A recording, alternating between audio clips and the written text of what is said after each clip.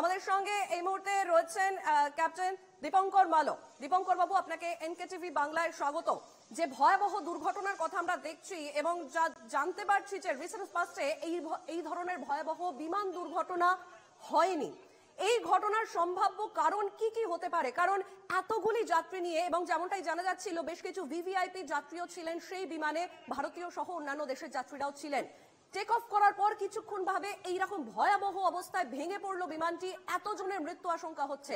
কি কি কারণের জন্য এই ধরনের দুর্ঘটনা ঘটতে পারে? ম্যাডাম, খুব মর্মান্তিক দুর্ঘটনা। আমরা সবাই অত্যন্ত দুঃখিত এই ব্যাপারে। পুরো aviation industry, Indian aviation industry একদম শকড। দেখুন, এত বড় একটা ঘটনা, এটা তো আমাদের ইন্ডিয়ান এভিয়েশনের safety standard is very high. Minister of civil aviation, DGCA, director general of civil এভিয়েশনের আন্ডারে যে সমস্ত রুলস রয়েছে সেগুলো অত্যন্ত স্ট্রিক্ট, সবাই কমপ্লাই করে। সেক্ষেত্রে এত বড় একটা দুর্ঘটনা হয়ে যাওয়াটা মানে নিয়ার টু ইম্পসিবল অলমোস্ট। আর এই যে এয়ারক্রাফট যেটা ছিল, এটা হচ্ছে আপনার dream liner Boeing 787, too much advance aircraft. এগুলো ন্যাচারালি লং হলের জন্য ইউজ করা হয়, যেগুলো ইন্টারন্যাশনাল লং হল ফ্লাইংগুলো হয় সেগুলোর জন্য ইউজ করা হয়। এটাও অত্যন্ত মডার্ন এয়ারক্রাফট, সমস্ত রকম অনবোর্ড, সমস্ত ইকুইপড, এত বেশি অ্যাডভান্স এয়ারক্রাফট। এগুলোতে এই ধরনের ইনসিডেন্ট হওয়াটাই খুব অস্বাভাবিক। দেখুন, এটা টেক অফ রান যখন হচ্ছে, এটা অ্যাকচুয়ালি টেক অফ রানের মধ্যেই হয়েছে। যে ইনসিডেন্টটা হয়েছে, অ্যাক্সিডেন্টটা হয়েছে টেক অফ রানের মধ্যেই হয়েছে। এবার দেখুন, অনেকগুলো যে কোনো রকম এরকম একটা মারাত্মক অ্যাক্সিডেন্ট যখন হয় তার কতগুলো নির্দিষ্ট কারণ থাকে ম্যাডাম। দেখুন, প্রথম আমরা যদি একটা একটা করে বলি তাহলে প্রথম হচ্ছে দেখুন ওয়েদার কন্ডিশন। যখনই কোনো এয়ারক্রাফট ওড়ে তার মেটেরিওলজিক্যাল রিপোর্ট থাকে, তার এটিসি সমস্ত রকম পারমিশনস থাকে, ওয়েদার কন্ডিশন সমস্ত রকম বিচার করা হয়। তাহলে ধরে নিচ্ছি ওয়েদার কন্ডিশন ভালোই ছিল। তো সেদিক দিয়ে কোনো কিছু হয়েছে বলে আমরা জানি না। অলদো পুরোটাই ডিপেন্ড করছে যতক্ষণ না আমরা ব্ল্যাক বক্স পাচ্ছি ততক্ষণ অব্দি পুরোপুরি আমরা একদম শিওর হয়ে বলতে পারি না। বাট ন্যাচারালি ওয়েদার কন্ডিশন সেরকমভাবে কোনো খারাপ কিছু ছিল না। সেকেন্ড হচ্ছে ম্যাডাম, দেখুন যখন এয়ারক্রাফট যখন টেক অফ করলো, সেকেন্ড প্রশ্ন আসে হচ্ছে যে তার কোনো টেকনিক্যাল স্ন্যাক বা কিছু আছে নাকি, কোনো রকম টেকনিক্যাল এরার থাকে আছে নাকি। সেটাও দেখুন, যখন কোনো এয়ারক্রাফট যখন টেক অফ করে তার আগে সমস্ত ইঞ্জিনিয়াররা, গ্রাউন্ড ইঞ্জিনিয়ার সমস্ত কিছু চেক করেন, তাকে কমপ্লাই করেন, তবেই তারা উইথ দ্যাট পারমিশন ফ্লাই করতে পারে। তো সেদিকেও সম্ভাবনাও খুব কম, যদিও সেটাও পরে আমরা বুঝতে পারবো ব্ল্যাক বক্স পাওয়ার পরে, সমস্ত কিছু হওয়ার পরে। থার্ড হচ্ছে দেখুন সেটা হচ্ছে যে আপনার পাইলট এরার। এবং অত্যন্ত সিনিয়র পাইলটরা এখানে ছিলেন, কমান্ডার ছিলেন, ফার্স্ট অফিসার যিনি ছিলেন তারা প্রত্যেকেই ওয়েল এক্সপিরিয়েন্স। সেক্ষেত্রে পাইলট এরারের সম্ভাবনা খুবই কম। ফোর্থ যদি ম্যাডাম বলেন তাহলে কোনো স্যাবোটেজ হতে পারে বা কোনো এরকম বড় কোনো রকম কিছু ঘটনা, সেটাও অবভিয়াসলি আমাদের যতক্ষণ না সমস্ত রকম ব্ল্যাক বক্স পাওয়া যাচ্ছে, সমস্ত রকম তদন্ত শেষ হচ্ছে, সেটা বলা সম্ভব না। তো এই চারটে ব্যাপার হতে পারে ম্যাডাম। আর দেখুন, পুরো এয়ারক্রাফট একদম ফুলি ফুয়েল লোডেড ছিল, লং হল ফ্লাইট বলে। তো ফলে এটা যখন 800 ফুট যখন টেক অফ করছে, ও পুরোপুরি চেষ্টা করছিল যাতে কিনা আর একটু অল্টিটিউড গেইন করা যায়, সেই সময় এটা নিচে পড়ে গেল। তো এখন আরেকটা আমাদের সম্ভাবনা হতে পারে, সেটা হচ্ছে দুটো ইঞ্জিনই যদি ফেলিওর হয় তাহলে হয়তো বার্ড হিটের একটা সম্ভাবনা থাকে। তো সেটাও একটা সম্ভাব্য কারণ হতে পারে না। বাট যতক্ষণ পর্যন্ত না পুরোপুরি আমরা ব্ল্যাক বক্স, হ্যাঁ, এখানে ব্ল্যাক বক্স বলে একটি বিষয় থাকে যেখানে হয়তো পরবর্তীকালে সমস্ত তথ্য সেখান থেকে পাওয়া যেতে পারে। কিভাবে কাজ করে এই ব্ল্যাক বক্স? ম্যাডাম, এই ব্ল্যাক বক্সের মধ্যে কি হয়, ফ্লাইট ডাটা রেকর্ডার থাকে। এখানে ককপিটের মধ্যে কি হচ্ছে, প্লেনের প্রত্যেকটা সেন্সার কি ডাটা দিচ্ছে, সেগুলো সমস্ত কিছু একদম লাস্টের কিছু minutes, maybe half an hour 45 মিনিটসের সমস্ত ডাটা তাতে রেকর্ডেড থাকে।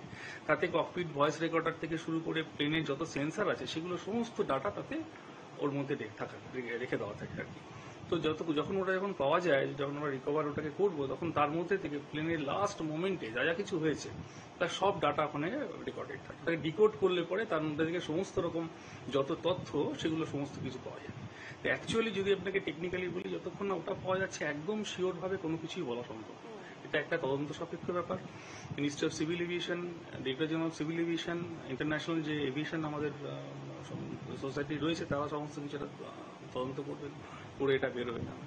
তো ব্যাপার হচ্ছে যে এরকম একটা ঘটনা যেটা ঘটলো ইন্ডিয়ান এভিয়েশনে, এরকম একটা বড় দুর্ঘটনা ইদানিং কালে পাইনি। তো বাকি আমাদের যেটা আপনাকে বললাম যে এত বড় একটা ভারতবর্ষের যুদ্ধ ইতিমধ্যে হয়েছে, সেটাও সবসময় কনসার্ন থাকতে হবে যে কোনো রকম ভিতরে কোনো স্যাবোটেজ বা কোনো টেররিস্ট কোনো অ্যাক্টিভিটিস হয়েছে নাকি সেটাও দেখতে হবে ম্যাডাম।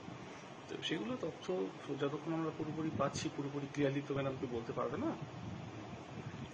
দীপঙ্কর বাবু, মানে আমাদের আমাদের সাধারণ দর্শকদের কাছে বিষয়টা খুব খোলামেলা ভাবে সাধারণভাবে পৌঁছে দেওয়ার জন্য একটা প্রশ্ন রাখি আপনার কাছে, তা হলো যে পাইলট, যে দুজন পাইলট ছিলেন ইতিমধ্যে, এই ধরনের পরিস্থিতিতে ঠিক কতক্ষণ আগে পাইলটরা সত্যি বুঝতে পারে এবং তাদের কি কি করণীয় থাকে সেই মুহূর্তে? ম্যাডাম, পাইলট কিন্তু মেডে কল দিয়েছিলেন এবং কমান্ডার যিনি ছিলেন তারা অত্যন্ত এক্সপিরিয়েন্স পাইলট।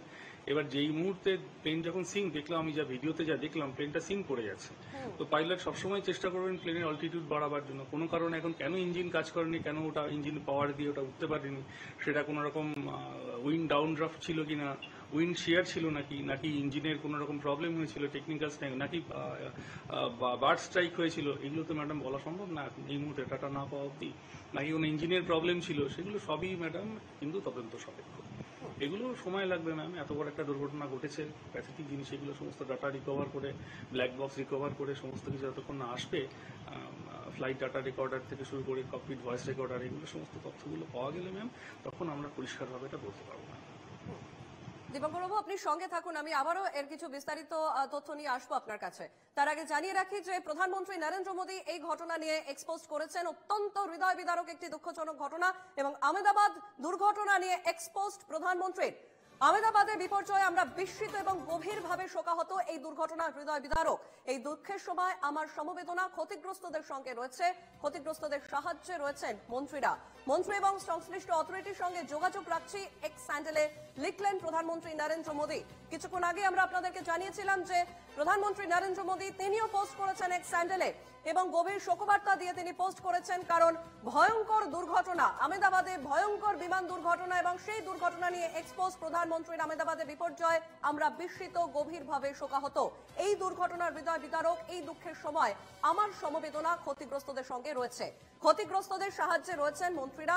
মন্ত্রী এবং সংশ্লিষ্ট অথরিটির সঙ্গে যোগাযোগ রাখছে এক্স হ্যান্ডেলে পোস্ট প্রধানমন্ত্রী। আমি আবারও দীপঙ্কর বাবুর কাছে আসবো। দীপঙ্কর বাবু, আমরা যে পরিস্থিতি দেখতে পাচ্ছি তাতে প্রচুর মানুষের মৃত্যু আশঙ্কা, এবং একটি এইরকম ভয়াবহ প্লেন ক্র্যাশ চোখের সামনে না দেখলে সত্যি বিশ্বাস করা যায় না। কারণ যে ভিডিও আমরা বারবার দেখছি, প্লেনটি যখন ভেঙে পড়লো তখন দাউ দাউ করে এই ধরনের আগুন, এবং যে খবর পাওয়া যাচ্ছে যে একটি প্রচন্ড বড় বিস্ফোরণের আওয়াজ হয়েছিল। ঠিক এই ধরনের বড় বিস্ফোরণ কোন কোন সিচুয়েশনে হতে পারে, ঠিক কোন কোন বিষয়গুলোর দিকে নেগলিজেন্সির কারণে এই ধরনের দুর্ঘটনা হতে পারে? দেখুন ম্যাডাম, এত বড় একটা এয়ারক্রাফট, সেটা বেশ কিছু টন ওজন, যার মধ্যে ফুয়েলই আছে বেশ কিছু টন, সেটা ম্যাডাম যখন 800-900 ফিট উপর থেকে যখন স্ট্রাইক করে, এবং যেটা পড়েছে কোনো বাড়ির উপর হয়তো বা যত দেখছিলাম কোনো বিল্ডিং এর উপর পড়েছে, তখন ম্যাডাম ওর ফুয়েল লাইন ফেটে যায়। ফুয়েল লাইন ওই ইম্প্যাক্টে যে পরিমাণ এনার্জি ক্রিয়েট হবে, তাতে ফুয়েল লাইন ফাটলে পরে ওই পরিমাণ এখান থেকে লন্ডন যাওয়ার জন্য যে কয়েক টন ফুয়েল থাকে, সেই ফুয়েলে বাস্ট হবেই ম্যাম। তখন কিন্তু এরকম একটা ফায়ারবল আপনারা দেখতেই পাবেন। এই ধরনের ইনসিডেন্টে যখনই এরকম ক্র্যাশ করে তখন ফুয়েল লাইনটা ফেটে যায়। ওটা ফাটলে ম্যাডাম অত পরিমাণ ফুয়েল সেখানে পুরোপুরি কিন্তু ম্যাডাম পুরো প্লেনে এরকম একটা বাস্ট হয়, এবং খুব দুঃখের সঙ্গে জানাচ্ছি সেক্ষেত্রে বাঁচিয়ে আনা প্যাসেঞ্জারদের বা ক্রুদের খুব কষ্টকর ব্যাপার না, খুব কষ্টকর ব্যাপার। এবং যেটা এয়ারক্রাফটটা যেখানে পড়েছে সেখানেও তার আশেপাশেও সবাই এফেক্টেড হবে, সবাই এফেক্টেড হবে। একবারে দীপঙ্কর বাবু, আমরা বিগত 10 বছরে এই এত বড় বিমান দুর্ঘটনা আমরা দেখিনি। আমাদের রিসেন্ট পাস্টে এই ধরনের ভয়াবহ ঘটনা চোখে পড়েনি। এই বিষয়টাকে আপনি কিভাবে দেখছেন? একদম ম্যাম, একদম। এই ধরনের ভয়াবহ দুর্ঘটনা আমাদের ভারতবর্ষ কেন পুরো পৃথিবীতে খুব কম হয়েছে, কারণ এখনকার এয়ারক্রাফটগুলো এত বেশি টেকনিক্যালি অ্যাডভান্স, এই এত সিভিয়ার ভিগোরাস ট্রেনিং সমস্ত পাইলটদের করানো হয়, যার মধ্যে যেতে হয়। সেক্ষেত্রে টেকনিক্যাল স্ন্যাক হওয়ার সম্ভাবনা খুব কম, পাইলট এডারের সম্ভাবনা খুব কম। তো কি কারণে হয়েছে ম্যাম, এটা না দেখে তো বলা সম্ভব না। বাট এখন বর্তমান যুগে এই ধরনের বড় অ্যাক্সিডেন্ট ঘটা নিয়ার টু ইম্পসিবল। সেক্ষেত্রে দেখতে হবে এয়ারক্রাফটের কোনো রকম টেকনিক্যাল স্ন্যাক কিছু আছে নাকি। সেক্ষেত্রে কমপ্লিটলি ডাটা অ্যানালিসিস হবে, পুরো রিসার্চ হবে ম্যাম। তারপর সেরকম হলে পরে যদি এয়ারক্রাফটের কোনো রকম টেকনিক্যাল এরার থাকে তো সেক্ষেত্রে সমস্ত কিছু চেঞ্জ হয় না। এবং মাঝে মাঝে এটা কি হয়, বিভিন্ন এয়ারক্রাফটগুলো, সেটা আপনি এয়ারবাস বলুন, বোয়িং বলুন, যদি কোনো রকম তার ইকুইপমেন্ট বা তার কোনো পার্টসের জন্য এরকম হয়ে থাকে, তাহলে সেক্ষেত্রে পুরো যে সিরিজটাকেই তখন কিন্তু বসিয়ে দেওয়া হয়। সেক্ষেত্রে হয়তো ইঞ্জিন পাল্টাতে হতে পারে বা অনেক কিছু হবে আপনার ম্যাম। পুরোটাই একটা তদন্ত সাপেক্ষ ব্যাপার, লং টাইম রিসার্চ হবে এটার উপরে ম্যাম। বাট প্রাণের মূল্য তো সব থেকে বেশি, কিন্তু যায় না এরকম একটা ইনসিডেন্ট হোক। প্রত্যেকটা যারা পাইলট থাকেন তারা সবসময় চেষ্টা করেন প্লেন বাঁচাবার, তাদের নিজের জীবন জড়িয়ে আছে, তার পিছনে এতগুলো প্যাসেঞ্জার, তাদের জীবন তাদের হাতে থাকে, এবং তার যে রুটে তারা যাচ্ছেন তার তলায় হাজার হাজার মানুষ রয়েছেন, তাদের জীবনের উপর সবকিছু তারা হাতে থাকে। কেউই চান না, কোনো পাইলটই চান না যে প্লেনে কোনো রকম ডিস্টার্বেন্স হোক বা কোনো কিছু। তারপরেও হয় ম্যাম। একেবারে দীপঙ্কর বাবু, একটা বিষয় আপনার কাছে জানি, তা হচ্ছে যে যখনই এই ধরনের কোনো দুর্ঘটনার সম্ভাবনা থাকে, যখন পাইলট বুঝতে পারেন, সেক্ষেত্রে যেমনটাই আমরা শুনেছি সাধারণভাবে যে কোনো একটি জলের ওপর, মানে বড় সমুদ্র হোক বা নদী হোক, এই ধরনের কোথাও সেটাকে নামানোর চেষ্টা করা হয়, সেই বিমানকে নামিয়ে দেওয়ার চেষ্টা করা হয়, তাতে কি এই যে জনবহুল এলাকা বা কোনো মানুষ যাতে আলাদা করে নিচে যাতে যারা রয়েছেন তারা ক্ষতিগ্রস্ত না হয়, তার জন্যই এই ধরনের পদক্ষেপ নেওয়া হয়। একদম একদম একদম ম্যাম। দেখুন, এর আগে হাডসন রিভারে, যেটা আপনি হয়তো দেখেছেন বিখ্যাত মুভি সুলি, সেখানে হাডসন রিভারে পাইলট প্লেনটাকে নামাতে পেরেছিলেন। বাট ব্যাপার হচ্ছে যে যখন যেখানে প্লেন টেক অফ করেছে সেখানে তো আশেপাশে এরকম কোনো ওয়াটার বডি থাকতে হবে, তাহলে তারা চেষ্টা করবেন পাইলট ডিচিং করার, প্লেনটাকে জলে নামাবার। বা পাইলটদের যেরকম ট্রেনিং হয় তাতে যদি ওরকম কোনো রানওয়ে না হয়, তাহলে তারা চেষ্টা করেন কোনো খালি জায়গা, যেখানে মাঠ মতো ফিল্ড রয়েছে বা বড় ফিল্ড রয়েছে, শস্যক্ষেত রয়েছে, এরকম কোনো ফাঁকা জায়গায় যেখানে কোনো হাই টেনশন ওয়্যার নেই, এরকম কোনো জায়গা চুজ করে সেখানে ল্যান্ড করা। বাট প্লেনটা ম্যাডাম টেক অফ রোলে ছিল, এরকম 1000 ফিটও না, এটা 800 ফিটের উপরে মাত্র উঠতে পেরেছিল। এটা কিছুই না, অত বড় একটা প্লেনের জন্য এটা কোনো রকম অল্টিটিউডই না। সেই অল্টিটিউড থেকে তিনি তার তো প্লেনটাকে যে কোনো দিকে মুভ করিয়ে উনি কোথাও ল্যান্ড করার মতো জায়গা খুঁজবেন, সেই অল্টিটিউড উনি পৌঁছতেই পারেন। তো সেক্ষেত্রে সেই প্রভিশন আসছে না ম্যাম। আজকে যদি উনি প্লেন যদি 10,000 ফিট উপরে উঠতো, তাহলে উনি গ্লাইড করার সুযোগ পেতেন, উনি চারিদিকে দেখতে পারতেন কোথায় কোনো ফাঁকা জায়গা যদি নামানো যায় বা যদি কোনো নিশ্চিতভাবে প্লেনটাকে ল্যান্ড করানো যায়। কোনো বড় হাইওয়ের আশেপাশে, হাইওয়ের উপরে চেষ্টা করতেন করাবার। বাট মাত্র 800 ফুট উপর ম্যাডাম, এখানে উনি কোথায় প্লেন ল্যান্ড করবেন? সেই সময় তো আমি যে ভিডিওটা দেখলাম যে চেষ্টা করছেন ওনারা লিফট করার, প্লেনটাকে উপরে নেওয়ার চেষ্টা করছেন, বাট সেই ইঞ্জিনের সেই পাওয়ারই উনি পাননি। উনি প্লেন নোজ উপরে ছিল, নোজটা উপরে ছিল, প্লেনটা চেষ্টা করছিল অল্টিটিউড গেইন করার, বাট ওটা সিঙ্ক করছিল, প্লেন সিঙ্ক করছিল, তো উপরে উঠতে পারেনি, মানে ইঞ্জিন ফুল পাওয়ার দিতে পারেনি ওনাকে। কেন ইঞ্জিন ফুল পাওয়ার দিতে পারলো না ম্যাম? তাহলে আইদার কোনো টেকনিক্যাল স্ন্যাক ছিল বা বার্ড স্ট্রাইক হয়েছিল বা কোনো ইঞ্জিনের কোনো প্রবলেম হয়েছিল।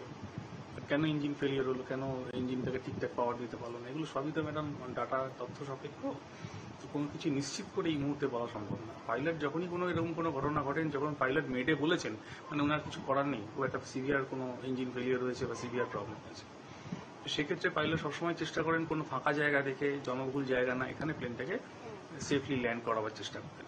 সেই প্রভিশন ওনার কাছে ছিল না। 800 ফুট উপরে উনি কোথায় নামাবেন? দীপঙ্কর বাবু, একটা বিষয় আমরা দেখেছি যে যখনই একটা ফ্লাইট যখন টেক অফ করে তার আগে যতক্ষণ সে রানওয়েতে থাকে একাধিক বিষয় চেকিং হয়, বেশ অনেকটা দীর্ঘ সময় ধরে তার একটা চেকিং চলে, তার একটা পরীক্ষার কাজ চলে। ঠিক কোন কোন বিষয়গুলোর দিকে বিশেষভাবে নজর দিয়ে এই চেকিং চালানো হয়? ম্যাডাম সমস্ত প্যারামিটার, কারণ ইন্ডিয়ান যে ministry of civil aviation, director general of civil aviation, DGCA safety standard খুব হাই। এখনো আমি বলবো এরপর একটা ইনসিডেন্ট হওয়ার পরেও যে সেক্ষেত্রে কিন্তু প্রত্যেকটা ইঞ্জিনিয়ার যারা থাকেন, গ্রাউন্ড ইঞ্জিনিয়ার, তারা প্রত্যেকটা জিনিস দেখেন, যতগুলো তাদের প্যারামিটার রয়েছে, সেফটি প্যারামিটার যে কটা সবকটা দেখেন, প্রত্যেকটা প্যারামিটার অনুযায়ী ওনারা সাইন অফ করেন, তবেই ওটাকে ফিট ফর ফ্লাইং সার্টিফিকেশন করা হয়। তো সেটাই থেকে অদ্ভুত ব্যাপার, সেটা ফিট ফর সার্টিফিকেশন পাওয়ার পরেও টেক অফ করতে গিয়ে কি এমন ঘটনা ঘটলো যে ইঞ্জিন ফেলিয়ার হলো বা উনি পাওয়ার পেলেন না, টেক অফ করতে পারলেন না? তাহলে কি বার্ড স্ট্রাইক? তাহলে কি কোনো স্যাবোটেজ? তাহলে কি কোনো ইঞ্জিন ফেলিয়ার? সেটা ম্যাডাম সবই বলবে আমাদের সময়। ব্ল্যাক বক্স পাওয়া গেলে, ককপিট ভয়েস রেকর্ডার পাওয়া গেলে, তখন আমরা এই ব্যাপারে অ্যাকচুয়ালি সত্যিটা সামনে আসতে পারবে না। একবার দীপঙ্কর বাবু, এই যে ব্ল্যাক বক্সের ব্যাপারটা আপনি বলছেন, এটা পাওয়া গেলে যে আসল ঘটনা সেটা সামনে আসবে, এই ব্ল্যাক বক্সের তথ্য কতক্ষণের মধ্যে রিকভার করা পসিবল হয়? এই ধরনের আজকের যে মানে ঘটনার যে অভিঘাত, আজকের যে এই ভয়াবহ ঘটনা, এই ধরনের ঘটনার পর ঠিক কতক্ষণ সময় লাগতে পারে ব্ল্যাক বক্স থেকে অরিজিনাল তথ্য সামনে আনার জন্য? ম্যাডাম, এটা তো এক জনবহুল এরিয়ার মধ্যে পড়েছে, আর ব্ল্যাক বক্স খুব এক ধরনের শেল দিয়ে একটা কভার থাকে, যেটা অলমোস্ট ডিস্ট্রয় করা যায় না, ফলে এটা খুব সহজেই পাওয়া যাবে। এবং তারপরে ওটাকে রিকভার করে ল্যাবে নিয়ে গিয়ে তারপর তার সমস্ত রকম ভিতরে ডাটা ডিকোড করতে ধরে চলুন মোটামুটি, যদি সব ঠিকঠাক চলে 7 to 15 ডেজের মধ্যে সমস্ত তথ্য পাওয়া যাবে। তার আগেই পাওয়া যায়, বাট সেটা পাওয়ার পরে তার অ্যানালিসিস করে সমস্ত কিছু সামনে আনতে তো সময় লাগে। এই ধরনের পরিস্থিতিতে পাইলটরা যারা থাকেন, মানে যারা এত বড় বিমানটিকে এতজন যাত্রীর সুরক্ষিতভাবে অন্য জায়গায় পৌঁছে দেওয়ার দায়িত্ব যাদের ওপর, এই ধরনের পরিস্থিতিতে ঠিক কি কি করণীয় থাকে তাদের? কোন কোন বিষয়গুলির দিকে বিশেষভাবে তারা নজর দেন এবং কিভাবে নিচে যোগাযোগ করার চেষ্টা করেন তারা? ম্যাডাম, যে কোনো পাইলট যখন ফ্লাই করেন তখন সর্বসময় এটিসির সঙ্গে কানেকশন থাকে তাদের, অলওয়েজ এটিসির সাথে তাদের কমপ্লাই করে চলতে হয়। তাদের তারা যে ফ্লাইট প্ল্যানিং যখন করেন তার মধ্যে সমস্ত তথ্য দেওয়া থাকে, কন্টিনিউয়াস তাদের সঙ্গে এটিসির কথা, প্রত্যেকটা মুভে, প্রত্যেকটা সিদ্ধান্ত নেওয়ার আগে তাদেরকে এটিসিকে জানাতে হয়। সেটা যদি কোনো কিছু অল্টার করতে হয়, যেটা আপনি বললেন যে পাইলটের কি করার থাকে, দেখুন পাইলটের মানে হচ্ছে সে ফার্স্ট কাজ তার প্লেনটাকে ফ্লাই করা। সে যখনই এরকম কোনো কন্ডিশন ঘটবে তিনি আগে চেষ্টা করবেন যে প্লেনটা ফ্লাই করতে পারে, যাতে কিনা অল্টিটিউড গেইন করতে পারে। এটা টেক অফে ছিল, উনি চেষ্টা করছিলেন, দেখবেন খেয়াল করে যে প্লেনটার নোজ কিন্তু পিচ আপ ছিল, ও কিন্তু টেক অফ করার চেষ্টা করছিল, ফুল পাওয়ার দিয়ে থ্রটল দিয়ে ওঠার চেষ্টা করছিল, বাট সেই সময় ইঞ্জিন থেকে ফুল পাওয়ার উনি পাননি। তো পাইলটরা প্রত্যেকেই অত্যন্ত ট্রেন থাকেন, তাদের এই নির্দিষ্ট প্লেনের উপর টাইপ রেটিং করতে হয়, তারা ড্রিম লাইনারের উপরে তাদের সিমুলেটর ট্রেনিং হয়েছে, তারা সমস্ত রকম প্রত্যেকটা ফ্লাইট ফায়ার থেকে শুরু করে তাদের ইঞ্জিন ফেলিওর থেকে প্রত্যেকটা জিনিস তাদের কিন্তু ট্রেনিং এর সময় করতে হয়। তারা সিমুলেটারে করেন, তার সেই প্র্যাকটিসগুলো অন এয়ারও কিছু কিছু কিছু কিছু জিনিস করা যায়, সেগুলো সব কিন্তু তারা ট্রেন থাকে। তো সেক্ষেত্রে পাইলট এরারের সম্ভাবনা অলমোস্ট ম্যাডাম নেই, এবং যারা খুব ফ্লাই করছিলেন তারা যথেষ্ট এক্সপিরিয়েন্স, তো সেই সম্ভাবনা কিন্তু ম্যাডাম নেই। যেটা আপনি বললেন যে পাইলট কি করতে পারেন, যখন প্লেন সিঙ্ক করছে উনি চেষ্টা করবেন প্লেনটাকে অল্টিটিউড গেইন করার, উপরে ওঠার, সেটা উনি চেষ্টা করছিলেন, কারণ এয়ারক্রাফটের পিচ নোজ আপ ছিল, যাতে ওনারা যথেষ্ট পরিমাণে থ্রাস্ট পাননি, ইঞ্জিন থেকে থ্রাস্ট পাননি বলেই ওটা সিঙ্ক করতে শুরু করলো। ওইটাই হচ্ছে মূল কারণ যে কেন উনি থ্রাস্ট পেলেন না, কেন ইঞ্জিন তাকে পাওয়ার দিতে পারলো না, যে উনি সিঙ্ক করে গেলেন।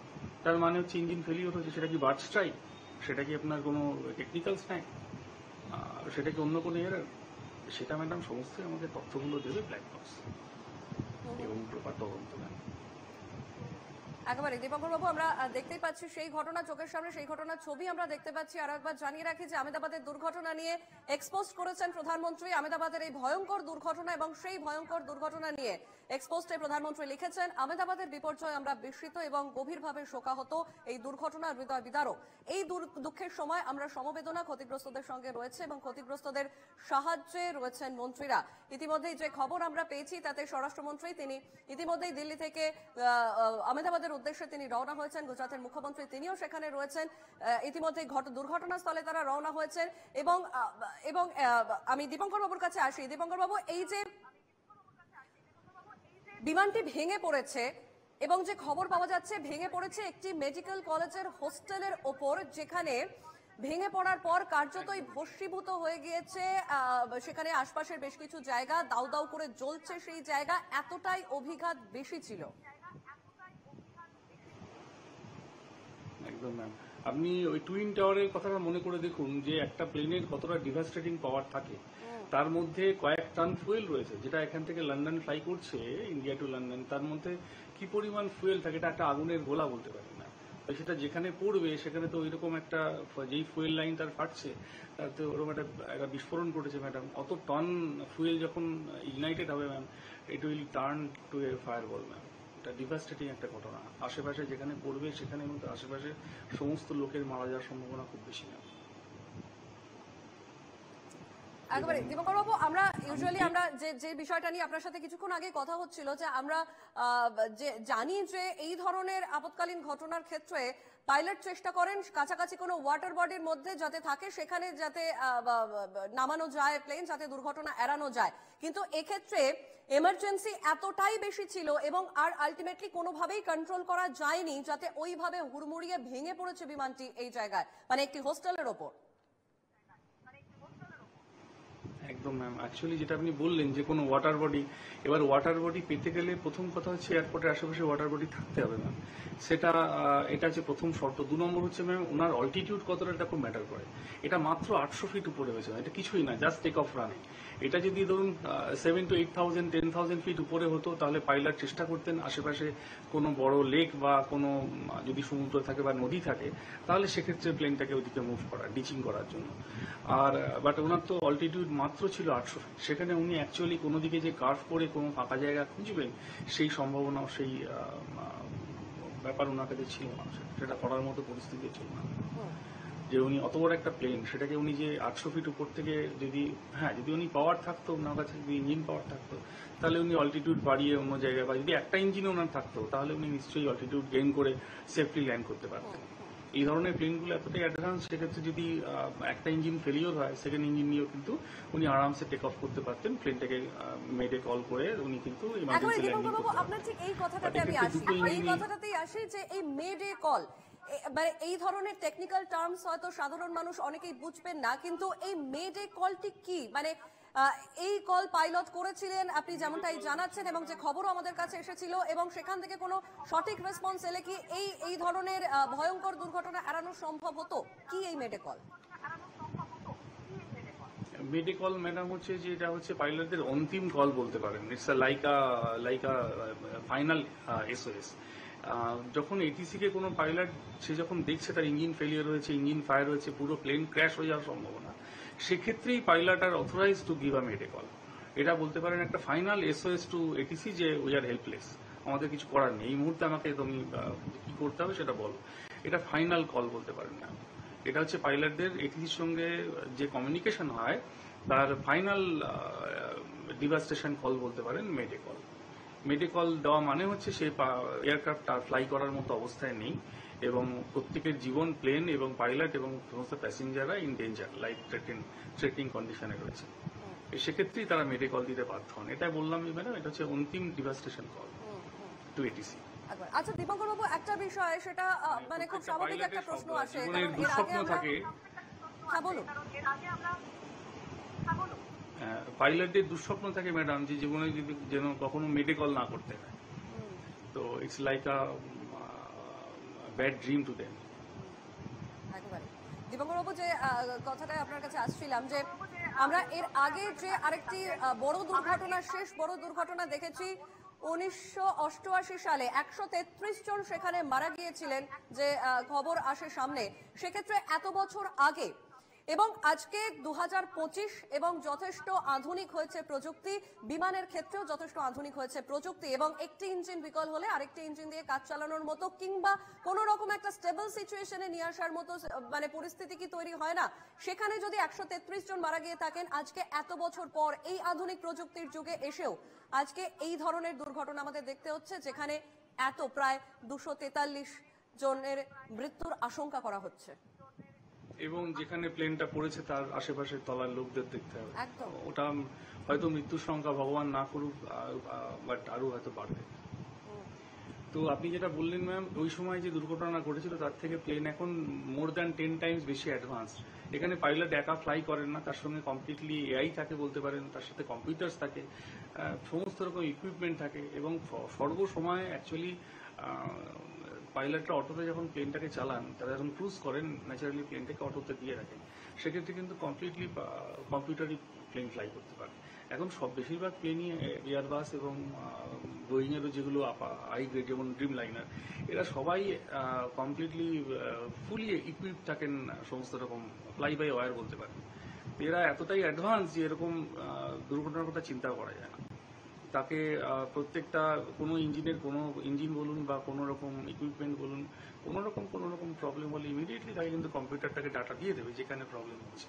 বাট এখানে এত ঠিক এবং যত রকম দুর্ঘটনা ঘটে সব থেকে ডেঞ্জারাস হচ্ছে আপনার টেক অফ বা ল্যান্ডিং এর সময়। তো সেক্ষেত্রে ওনাদের রিয়াকশন টাইমটা খুব কম থাকে। যখন টেক অফ করছেন তখন পাইলট যখন অল্টিটিউড গেইন করেননি কোনো একটা কিছু ইঞ্জিন স্ন্যাক বা কোনো কিছু হলে ওনাদের রিয়াকশন টাইমটা খুব কম, কারণ অল্টিটিউড নেই। উনি যে কোথাও ওটাকে প্লেনটাকে গ্লাইড করে কোথাও নামাবেন বা কোনো কিছু করবেন বা কোনো একটা ডিসিশন নেবেন, কোনো ওয়াটার বডি বা কোনো ফাঁকা মাঠ নেবেন, সেরকম কোনো জায়গায় ওনারা পান, কারণ প্লেনটা অল্টিটিউডে উঠতেই পারে। একবার দীপঙ্কর বাবু একেবারে এই কথাটাতেই আসি যে যখন বিমানটি টেক অফ করে এবং যে জায়গা থেকে বিমানটি ভেঙে পড়ে 625 ফুটের কাছাকাছি একটা উচ্চতা থেকে ভেঙে পড়েছে যে খবর সামনে আসছে, এবং এই ধরনের ডিস্টেন্স থেকে ভেঙে পড়ার কারণেই কি এর অভিঘাত এত বেশি হলো? ম্যাডাম দেখুন, অল্টিটিউড তো খুব বেশি ছিল না, বাট প্লেনটা এত 787 এত বড় একটা প্লেন, এত বড় একটা এয়ারক্রাফট, এবং তার ফুয়েল এত বেশি থাকে ম্যাডাম। ও যদি 5000 ফুট উপর থেকে পড়তো তাহলে আরো তার মোমেন্টাম বেশি হতো, ইম্প্যাক্ট আরো বেশি হতো। বাট ম্যাডাম 800 ফিট মানেও তো বিরাট madam. 800 feet 900 feet is a pretty much ma'am. অত বড় একটা এয়ারক্রাফট, তার অত বড় একটা ফুয়েল ট্যাঙ্ক, অত ফুয়েল ক্যাপাসিটি।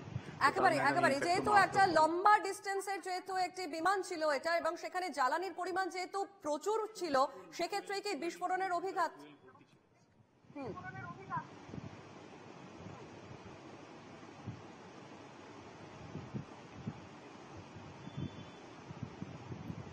দীপঙ্কর বাবু, আমরা জানতে চাইছি যে এই যে লং ডিস্টেন্সের যেহেতু বিমান ছিল, সেখানে যেহেতু প্রচুর পরিমাণে জ্বালানি ছিল, সেই জ্বালানি এত পরিমাণ জ্বালানির কারণেই কি এই অভিঘাত এত বেশি? হ্যাঁ, অনেকটা বলতে পারেন ম্যাম। যদি দেখুন, এরকম নয় যে প্লেনটা করলে তার ইম্প্যাক্টে এরকম হতো না, বাট যেহেতু ফুয়েলটা অনেক বেশি ছিল সেক্ষেত্রে ইম্প্যাক্টের পরিমাণ অনেক বেশি। আজকে যদি এটা ল্যান্ডিং এর সময় হতো, টেক অফের সময় তার ফুয়েল পুরো ভরা, full complete fuel tank is full, but যখন ল্যান্ডিং হয় তখন কিন্তু আপনি পুরো যাত্রাপথটা কমপ্লিট করেছেন। সেক্ষেত্রে যা ফুয়েল ছিল হয়তো তার 30 বা 40% পড়ে রয়েছে, সেক্ষেত্রে ফুয়েলের পরিমাণ অনেকটা কম, ফলে সেক্ষেত্রেও ব্লাস্ট হয়, বাট সেটা অনেকটাই কম হতে পারে। আর যদি এরকম কোনো ইমার্জেন্সি ল্যান্ডিং এর সময় হয় বা অল্টিটিউড ওঠার পরে হয়, তাহলে পাইলট ওরকম কোনো ইমার্জেন্সি ল্যান্ডিং এর আগে কি করেন, উনি তখন ফুয়েল ডাম্প করেন। প্লেনে এয়ারক্রাফটে এরকম ব্যবস্থা থাকে, সেক্ষেত্রে ফুয়েল ডাম্প করা যায়। মানে যা ফুয়েল থাকে, যদি তার 1 টন থাকে, সে হয়তো 80% বা 90% ফুয়েল ডাম্প করে বাকি যেটুকু মিনিমাম ওইটুকু নিয়েই হয়তো তখন ল্যান্ড করেন। সেক্ষেত্রে এই ধরনের বিস্ফোরণ বা এই ধরনের অগ্নিকাণ্ডের সম্ভাবনা অনেক কমে যাবে। বাট এক্ষেত্রে তো সেই প্রভিশনে ছিল না, তো ফুয়েল ট্যাঙ্ক ফুল ছিল। দীপঙ্কর বাবু, ওনার যা ফুয়েল টোটাল ক্যাপাসিটি, তার ফুয়েল সে পুরোটাই ভরা ছিল। একটা বিষয় তা হচ্ছে যে এই যে দুজন পাইলট ছিলেন এবং জানা যাচ্ছে যে ভেতরে 10 জন মতো ক্রিউ মেম্বারও ছিলেন, বিমানের জন্য যখন ট্রেনিং নেওয়া হয়, যখন তাদেরকে তৈরি করা হয়, ক্রিউ মেম্বার বলুন বা পাইলটদের বলুন, যেভাবে তৈরি করা হয়, সেক্ষেত্রে এই ধরনের সিচুয়েশনের জন্য ঠিক কোন কোন বিষয়ের দিকে বিশেষভাবে নজর রাখা হয়? কারণ তারা এতগুলো যাত্রী নিয়ে, তাদের প্রাণের ঝুঁকি নিয়ে এক জায়গা থেকে অন্য জায়গায় যাচ্ছেন দিবারাত্র প্রতিদিন। ম্যাডাম, এখানে যখন পাইলটদের, আমি প্রথমে ককপিট ক্রুদের কথা বলি, কেবিন ক্রুদের কথাটা পরে আসছি। ককপিট ক্রুদের যখন ট্রেনিং হয় ম্যাম, তখন তাদের যখন ট্রেনিংটা হয়, তখন তাদের নর্মাল স্টাডির পরে সিমুলেটর ট্রেনিং হয়। তো সেক্ষেত্রে সিমুলেটর ট্রেনিং এর মধ্যে প্রত্যেকটা কন্ডিশন, প্রত্যেকটা ইমার্জেন্সি কন্ডিশন সম্বন্ধে তাদের ট্রেনিং দেওয়া হয়, এবং ওটা রিয়েল টাইমে ঘটে। মানে ওখানে যদি ইঞ্জিন ফায়ার হয়, অ্যাকচুয়ালি ইঞ্জিন স্মোক ককপিটের ভিতরে তৈরি করা হয়। তো সেই প্রত্যেকটা কন্ডিশনে পাইলটদের ট্রেনিং করা হয়। তার যদি যে কটা কন্ডিশন হতো, যদি বার্ড স্ট্রাইক হয়, যদি ইঞ্জিন ফেলিওর হয়, যদি ইঞ্জিন ফায়ার হয়, প্রত্যেকটা কন্ডিশনে এগুলো ম্যানুয়ালে দেওয়া থাকে এবং তার প্রসিজিওরও নির্দিষ্ট থাকে। আজকে যদি তার ইঞ্জিন ফেলিওর হয়, তাহলে তার কি কি স্টেপ করতে হবে সেগুলো প্রত্যেকটা সুনির্দিষ্ট। সেগুলোর সাথে সাথে যে কমান্ডার যিনি ফ্লাই করছেন বা ফার্স্ট অফিসার যিনি ফ্লাইং করছেন, তিনি তার দ্বিতীয় সঙ্গী সহায়তা নিয়ে সাথে সাথে সেগুলো কমপ্লাই করতে শুরু করেন। বাট এই ক্ষেত্রে তো রিয়াকশন টাইম যেটা বললাম ম্যাম খুব কম। এখন তারা যা যা প্রসিজিয়ার তাদের ট্রেনিং এর সময় যা শেখানো হয়েছিল তারা নিশ্চয়ই সেগুলো ফলো করেছিলেন, বাট তারপরও তো ম্যাডাম এত বড় দুর্ঘটনা ঘটলো। আর কেবিন ক্রুদের কথা যদি আপনি বলেন, তারাও প্রত্যেকে ওয়েল ট্রেন্ড হন, তাদেরকেও ডিজিসি এর সমস্ত রকম ট্রেনিং কমপ্লাই করতে হয়। সেক্ষেত্রে তারা প্রথমেই চেষ্টা করেন যাতে কিনা প্লেন সুরক্ষিতভাবে ল্যান্ড করলে বা কোনো এমার্জেন্সি ল্যান্ড হলে আগে যাত্রীদের যাতে ঠিক করে বের করে নেওয়া যায়। বাট ম্যাডাম এটা তো অন্যরকম, এটা তো একদম বলতে পারেন একটা লাইক এ বুম। একেবারে একেবারে দীপঙ্কর বাবু, আপাতত আপনাকে অনেক ধন্যবাদ, কারণ যে যে বিষয়গুলি আপনি এতটাই সহজভাবে এতটাই ডিটেলে বোঝালেন, সাধারণ মানুষের পক্ষে বা অডিয়েন্সের পক্ষে অনেকের পক্ষেই হয়তো বিমান সংক্রান্ত এই তথ্যগুলো এতটা সহজভাবে পৌঁছানো সম্ভব ছিল না। অনেক ধন্যবাদ দীপঙ্কর বাবু আপনাকে। আমাদের সঙ্গে সরাসরি কথা বলছিলেন ক্যাপ্টেন দীপঙ্কর মালো।